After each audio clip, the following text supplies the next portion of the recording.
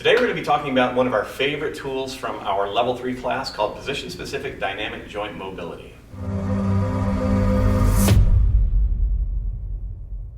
If you're familiar at all with the Z-Health approach to mobility training, you know that we begin with very precise mobility drills through all the joints in the body. And in our Level 1 program called R-Phase, we start you in this great neutral stance where you're learning to have good posture as you're controlling your body. So for instance, if I was teaching you R-Phase neck drills, we'd be standing in neutral stance, we'd go through rotation, lateral tilting, anterior posterior glides, lateral glides, turn them into circles, and then do a few additional ones just to make sure that we're getting all the joints in motion. However, there is a principle in the human nervous system or the human body called specific adaptation to imposed demand. Basically what that means is that your nervous system improves at what it practices specifically. So one of the challenges that we see in most mobility training programs is that at some point we need to take this isolated mobility that we have built in a neutral position, and then we need to transition it. So in our system in Level 2, we start getting you into lunge stances and other things, adding body rotations to it, increasing the difficulty and increasing the novelty because that's also good for your brain. But today I want to talk about a tool that we use in our Level 3 training, which is our introduction to athleticism. And it is called Position-Specific Dynamic Joint Mobility.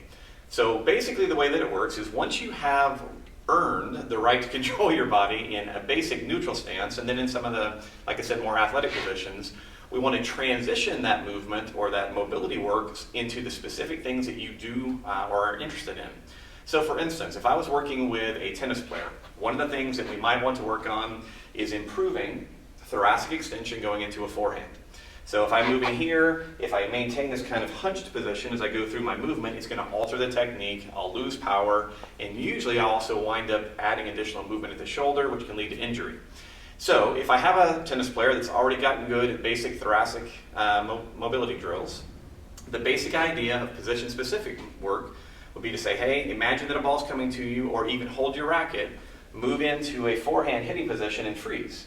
So they're thinking about where's my head. Now at this point, the idea would be to perform mobility work in this position. So it can be the chest, it could be the head and neck, it could be the elbows, it could be the wrist, it can be the knees. So you have to have, like I said, a basic vocabulary of movement, but once you have that vocabulary, one of the most ideal ways to improve your technique in whatever your sport or your fitness endeavor is to break it down into specific positions and find where your base level mobility is lacking.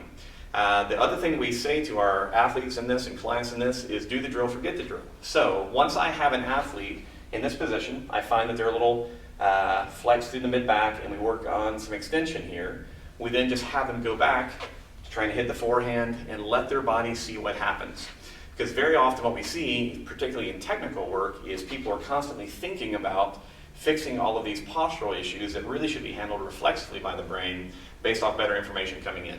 So just wanted to share this with you. It's a very, very simple idea, position-specific dynamic joint mobility, and it can be applied across the board. So if you sit all day at work and you find that you're very stiff after work and you get up and you go, okay, I'm going to do my movement drills. Well, you might want to try doing your movement drills in your chair, right? Your thoracic glides, pelvic motions, lumbar work, all of that can be performed in a chair. You can even do your feet and knees and hips in a chair. If you have friends or family members that are bedridden, you can actually have them do their shoulder work, their elbows, their hands, their fingers, their neck, laying in a bed.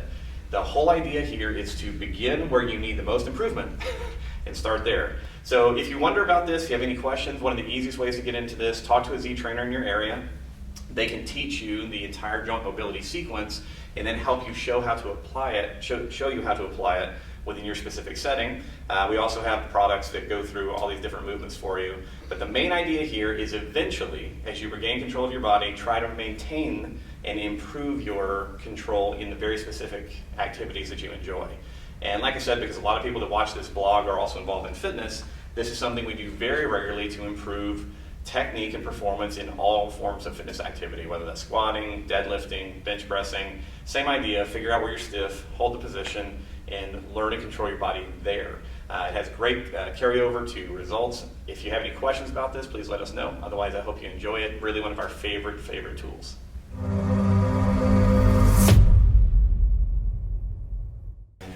Okay. All right, ready? Blog. Blog one. Blog one. Start date. Start date, 9/28. AM. Not September. All right. Not September, exactly.